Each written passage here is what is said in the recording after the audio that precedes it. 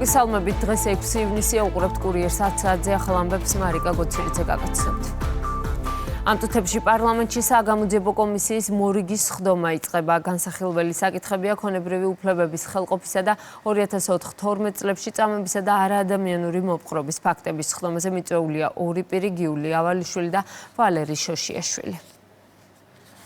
საგამოძიებო კომისია აგრძელებს სხდომებს, ჩვენ მოვისმენთ ორი ადამიანის ახსნა განმარტებას, საქმე ეხება რეკეტს, ძალადობას. საგამოძიებო კომისიის სხდომები პრაქტიკულად გახდება საფუძველი იმისა, რომ საქართველოში უნდა დაიწყოს ახალი ეტაპი პოლიტიკურ ცხოვრებაში. გამომდინარე იქიდან, რომ ნაცმოძრაობა როგორც რეჟიმი აუცილებლად პოლიტიკურად უნდა დასრულდეს.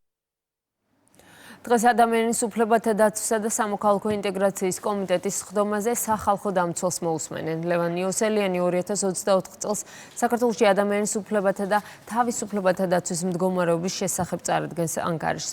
უმრავლესობაში კიდევ ერთხელ უსვამენ ხაზს, რომ საქართველოში ადამიანის უფლებების დაცვა მაღალი სტანდარტითაა უზრუნველყოფილი. საქართველოში ადამიანის უფლებების დაცვა მაღალი სტანდარტით არის უზრუნველყოფილი, მაგრამ როდესაც ჩვენ უფლებების დაცვაზე ვსაუბრობთ, რა თქმა უნდა, მიღწეული შედეგებით არასდროს არ უნდა ვიყოთ კმაყოფილი და ყოველთვის უნდა ვიყოთ ორიენტირებული უფრო მაღალი სტანდარტების უზრუნველყოფაზე. ეს არის დინამიური პროცესი და ამ დასკვნების გამოტანის შესაძლებლობებს, რა თქმა უნდა, სახალხო დამცველის ანგარიშები იძლევა და მნიშვნელოვანი არის, რომ ეს ანგარიშები იყოს მომზადებული და ორიენტირებული სწორედ ადამიანის უფლებების დაცვის მიზნებზე და არა პოლიტიკური დღესასრიგის გატარებაზე, როგორც ჩვენ წინა სახალხო დამცველების შემთხვევაში ვქონდა. აქედან გამომდინარე, ვფიქრობ, საინტერესო მოსმენა იქნება. თვითმმართველობის არჩევნებში მონაწილეობის საკითხი ოპოზიციაში კვლავ დაპირისპირების თემაა. ლელო ოპოზიციურ პარტიებს ისევ მსჯელობისკენ მოუწოდებს. ამის პარალელურად კი ერთიანი ნაციონალურ მოძრაობას და კოალიცია ცვლილებებისთვის არჩევნებთან დაკავშირებით მკაფი ოპოზიცია აქვთ, ისინი მონაწილეობას არ აპირებენ. თვითმმართველობის არჩევნებისთვის უკვე ემზადება გახარია საქართველოსთვის და გირჩი მმართველ პარტიაში კი აქცენტს კვლავ უცხოეთიდან ნაკარნახებ დავალებებზე აკეთებენ. ოპოზიციური პოლიტიკური პარტიების წარმომადგენლებს ვეუბნებით, რომ გამარჯვების ფორმულის დასადებად აუცილებელი არის დიალოგის გახსნა. თუ მათი მხრიდან იქნება უარყოფითი პასუხი, ამ შემთხვევაში, რა თქმა უნდა, ჩვენი კოალიციის შიგნით მივიღებთ გადაწყვეტილებას, რაც იქნება შეჯერებული ყველა კოალიციურ პარტნიორთან. რომ მოგვიწოდებენ დაუშვათ თუ იმსჯელოთო, ვისთან უნდა იმსჯელონ, არა? ერთმანეთთან თუ იმსჯელებენ ისინი, იმიტომ რომ ვისთანაც უნდა იმსჯელონ, ისინი ციხეში არიან და ნაწილი კიდე დაპატიმრებას ელოდება ყოველდღიურად. აი ამ ვითარებაში ფუნდამენტური ცვლილებების გარეშე ქართული ოცნების მიერ ორგანიზებულ არჩევნებში შესვლა არის ჩვენი ხალხის, ჩვენი სახელმწიფოს და დაპატიმრებული პოლიტიკური ლიდერების ღალატი. როგორც ჩანს, ოპოზიცია 4 ოქტომბრის არჩევნებს ასევე გამოიყენებს ახალ თარიღად, იმისას რომ კვლავ ისაუბრონ არჩევნების სავარაუდო გაყალბებაზე, კვლავ ისაუბრონ არალეგიტიმურობაზე, კვლავ ისაუბრონ ქუჩის პროტესტზე და როგორც ჩანს, ეს არის გარედან დავალება, რომ უარი არ თქვან არჩევნებში მონაწილეობის მიღებაზე ერთ-ერთი მიზეზის გამო, რომ კიდევ ერთი მარცხი უკვე კვლავ დააბრალონ ხელისუფლებას და არა საკუთარ თავს. რა თქმა უნდა, ჩვენ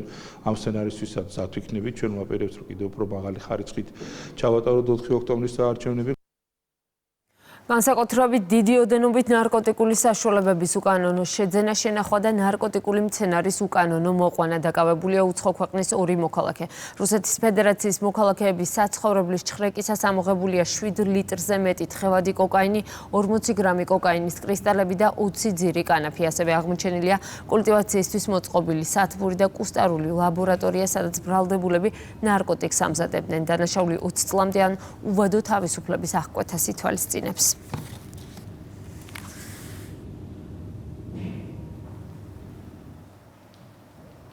უკრაინაში ომი გრძელდება. რუსული მასირებული თავდასხმის ობიექტი კიევია. ომში მყოფი ქვეყნის დედაქალაქთან ერთად შაჰიდის ტიპის უპილოტო საფრენი აპარატებით, ფრთოსანი და ბალისტიკური რაკეტებით თავდასხმები მთელი ღამის განმავლობაში რამდენიმე რაიონში მიმდინარეობდა.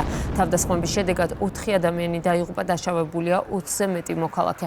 განადგურებულია სამოქალაქო ინფრასტრუქტურა. ქვეყნის მასშტაბით მუშაობენ მეხანძრე მაშველები. უკრაინის სრულ ტერიტორიაზე გამოცხადდა საჰაერო განგაში, რამდენიმე ოლქში კი ამოქმედებულია საჰაერო თავდაცვის სისტემა.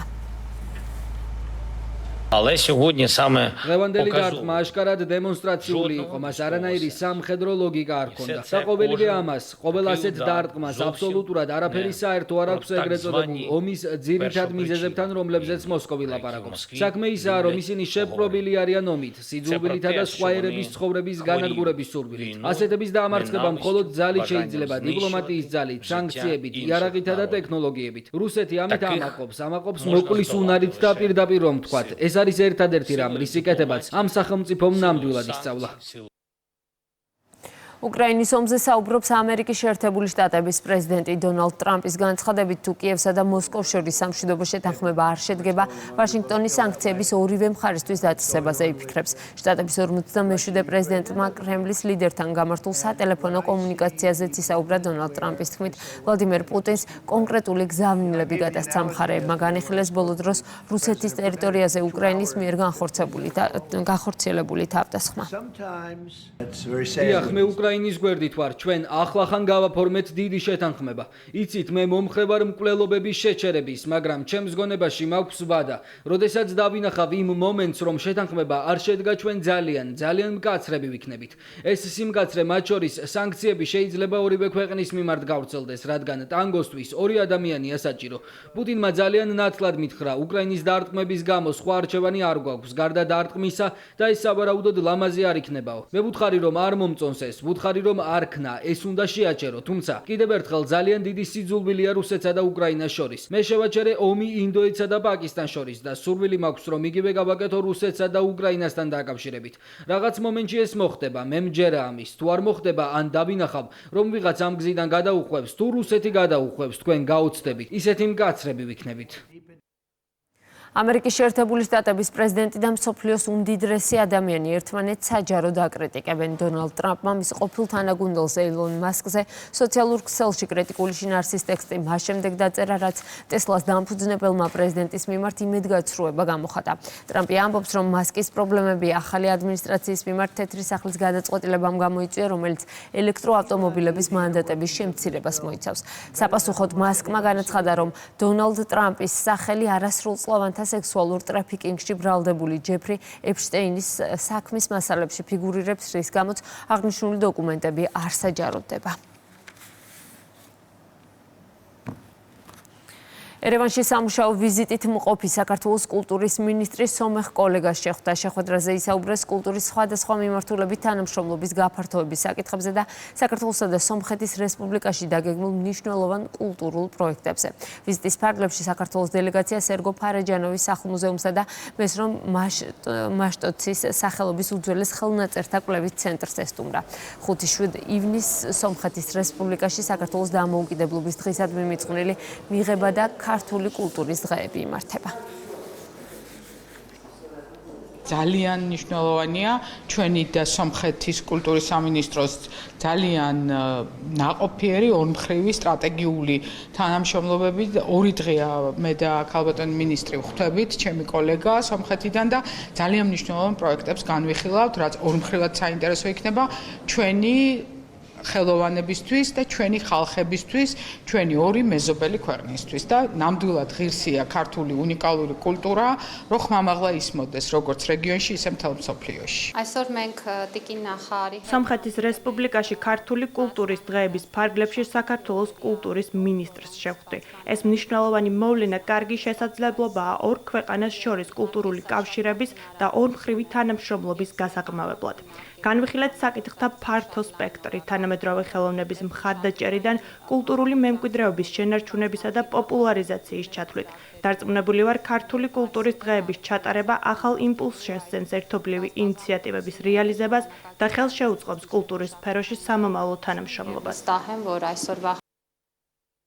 რობს გზის რეაბილიტაცია შიდა ქართლში. პროექტი ასფალტის ახალი საფარის დაგება, სანიაღვრე სისტემის მიერთებასა და ეზოებში შესასვლელების მოწყობას ითვალისწინებს. ამჟამად გზის 412 მეტრიან მონაკვეთზე მომსამზადებელი სამუშაოები მიმდინარეობს.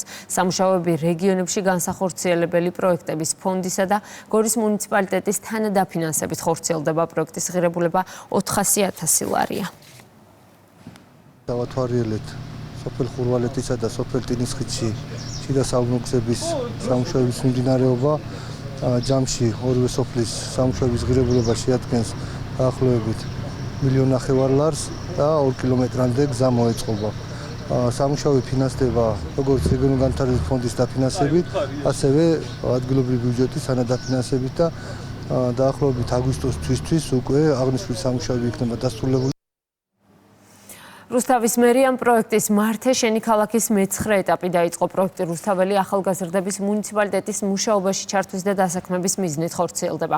მართე შენი ქალაქის სტუდენტური სტაჟირების პროგრამაა. პროგრამაში ჩართვა კი ონლაინ რეგისტრაციით ხდება. მერის სხვადასხვა სამსახურში სტაჟირების პროცესი 1 თვის განმავლობაში გრძელდება. პროექტში მონაწილეობა 3 წლის განმავლობაში 5,000-მა სტუდენტმა მიიღო, მათგან 30 ახალგაზრდა კი უკვე დასაქმდა. პროექტი მართე შენი ქალაქი არის ერთ-ერთი წარმატებული ახალგაზრდებისთვის, არა მხოლოდ საინფორმაციო ნაწილში და ამ პროექტის ფარგლებში, რა თქმა უნდა, ვაძლევთ ინფორმაციას მუნიციპალური სამსახურების საქმიანობასთან დაკავშირებით, ასევე დასაქმების მიმართულებით მათ აქვთ შესაძლებლობა გააგრძელონ მუშაობა მერის იმ სამსახურში, რომელსაც შეესადაგება მათი პროფესია. ჩვენ ვაგრძელებთ პროექტს იმისთვის, რომ რაც შეიძლება მეტი ახალგაზრდა ჩავხტოთ ადგილობრივი თვითმმართველობის განხორციელების პროცესში. გააცოცხლე საქართველოს ისტორია, გააერთიანე საქართველო ამ სახელწოდებით გლდანის რაიონის გამგეობამ მოსწავლეებისთვის გასართობ შემეცნებითი ღონისძიება გამართა. ინტელექტუალურ თამაში მონაწილეობა 150-მდე მოსწავლემ მიიღო. აქტივობები ბაზალეთის ტბასთან ღია ცის ქვეშ ჩატარდა. თამაშისთვის შექმნილ რუკაზე აღნიშნული იყო ის ადგილები, სადაც საქართველოს ისტორიაში მნიშვნელოვანი ბრძოლები გაიმართა. მონაწილეებმა ფიზიკური და ინტელექტუალური დავალებები შეასრულეს. გლდანის რაიონის გამგეობის მიერ რაიონის მაცხოვრებელ ბავშვებს კიდევ ერთი სათაგადასავლო და ლამაზი დღე ვაჩუქეთ. გამგეობის მიერ ჩატარდა სპორტულ-საგანმანათლებლო პროექტი, რომლის ფარგლებშიც რაიონის ყველა სკოლიდან დაახლოებით 150-ზე მეტი მოსწავლე იღებდა მონაწილეობას. აღნიშნული პროექტი მოიცავდა საქართველოს ისტორიის გაცოცხლებას, სადაც სხვადასხვა აქტივობები იყო, სხვადასხვა თამაშები იყო. ასეთი იყო ახალი ამბები ამ დროისთვის. სხვა სიახლეებს შეგიძლიათ გაესწროთ ჩვენს ვებგვერდზე. მე ამით გემშვიდობებით, კურიერი 12-ზე უკვე თამარ ურუშაძესთან ერთად დაბრუნდება.